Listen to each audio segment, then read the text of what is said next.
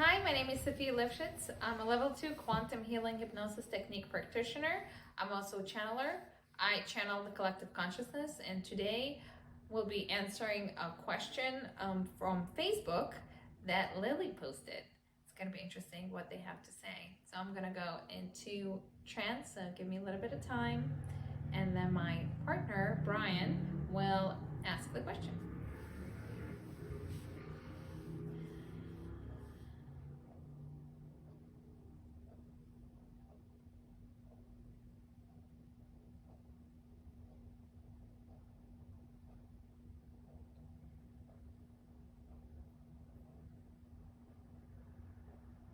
And I guess we're slowly coming back, because that ring is super bright. I can still see it.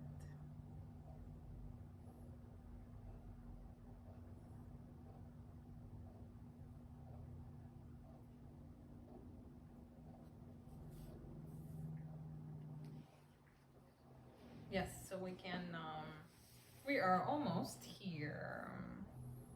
Therefore, you can ask a question.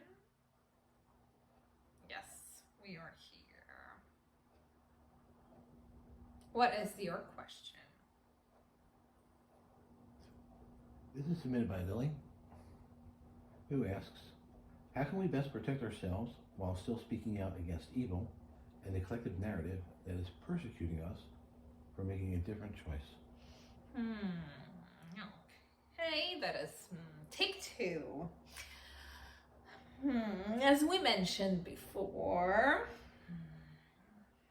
what do you see your life as? If you see your life as prosecution and evil around you, therefore that is what you will get. What is the life that you want for yourself?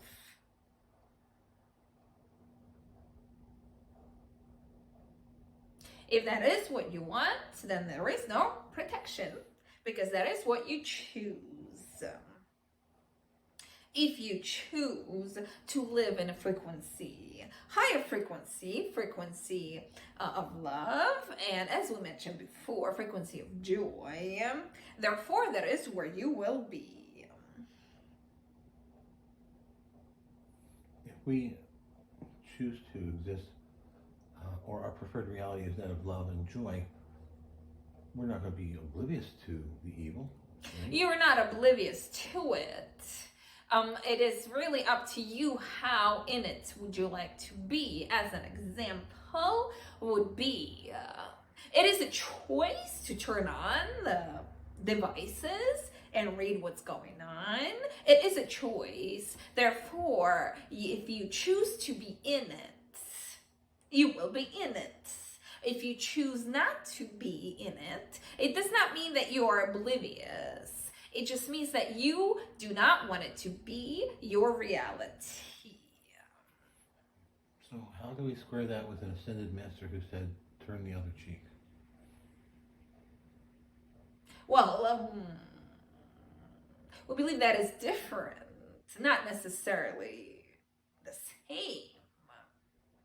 Turn the other cheek really means that when, to put it in plain words, because as we mentioned before, the way we work, we will go through the mind of the person we're speaking to.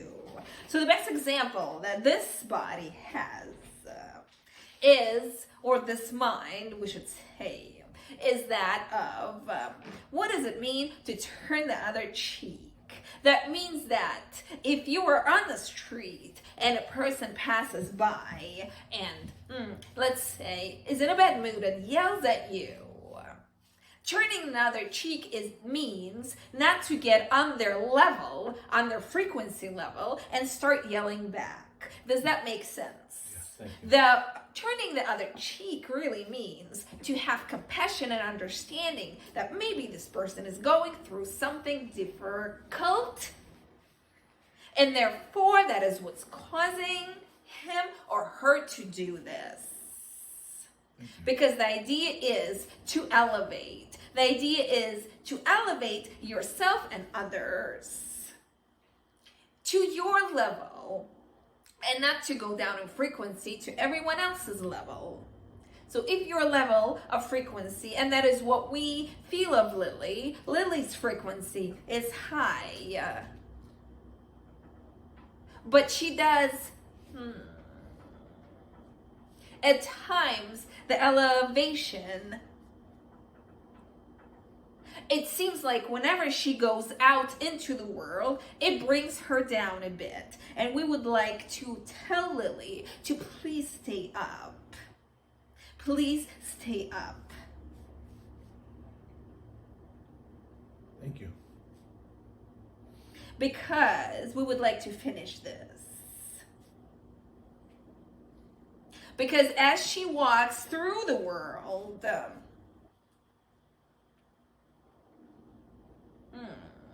it is, imagine it being,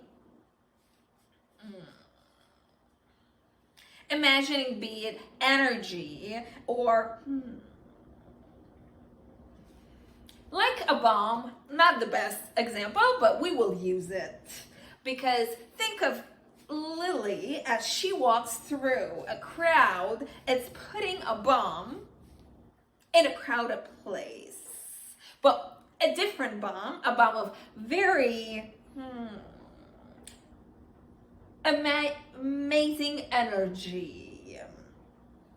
And as her energy blows up in a way and disperses amongst the crowd, she does touch every single person that is in the crowd. She might not realize it, she might not know it, she might not see it, but it does disperse throughout every single person. Therefore, that is her job. That is her job, to elevate the energy rather than be affected by it and to move her frequency down.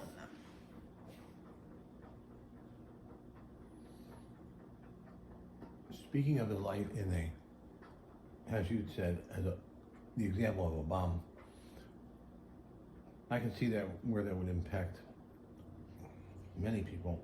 Are there people that actually are there people that are repelled by the light? Yes. Okay. Are these the ones that would be the persecutors? There are no prosecutors. The repulsion is not because there is no bad, there's no good, there's no evil, there's no holy.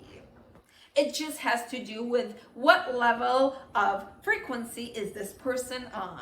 Okay. So these people are just not, they're not able to hold that frequency or even take it in. They're not able to absorb it. Therefore, it's difficult for them, and that's their way of pushing it out of their way. Do they fear it? Not necessarily fear it, but they're not able to absorb it. Therefore, there's a disturbance in their energetic field. Speaking of frequency, as Guy moves into an area of higher frequency, able to support a higher dimension, those of us who would just wish to go along with Guy, and for that, what is it that we must do? As we mentioned before, you already are there. Therefore, just continue being on the path, which is really going inside and listening to yourself. You're listening to your higher self. Also, another thing we would like to say, as we are repeating, this is take 2, is that the easiest way to do things is to bring yourself to the frequency of joy. None of this is new information. So the frequency of joy really comes from finding joy in everything. Isn't joy a byproduct of gratitude? You can start it as gratitude, yes. So people who are starting on this trip, we would call it, because it's from 3D to 5D, and many people think that it is a trip and it's gonna take them somewhere, which is really not an external trip, it's an internal trip. The best and easiest way to get there or to get on the road is a gratitude. Yes, is to sit quietly and be grateful for everything, be it from the sun shining to eating a pretzel. Even grateful for the so-called evil that persecutes us? We would like to repeat, because there is no evil. What is, well, if you look at it as something negative, it also has a purpose. The purpose is to wake up certain people. The purpose also for those who are awakened to continue spreading the light and increasing the frequency of everyone around them. We do not want to call it as a test, but you can call it a test in a way. I guess that's maybe what the underlying question is. What does it mean to be awakened? To get rid of fear. To understand that fear is an illusion of the mind. And the moment you realize that it's an illusion of the mind, the next step would probably be understanding that you are the creator of your life. You are the creator of everything that is happening in your life. Because once you realize that fear is an illusion, because you created it, you are the creator. Therefore, if you can create something like that, quite terrifying in a way, you can also create something amazing and something beautiful and joyous for you. Thank you.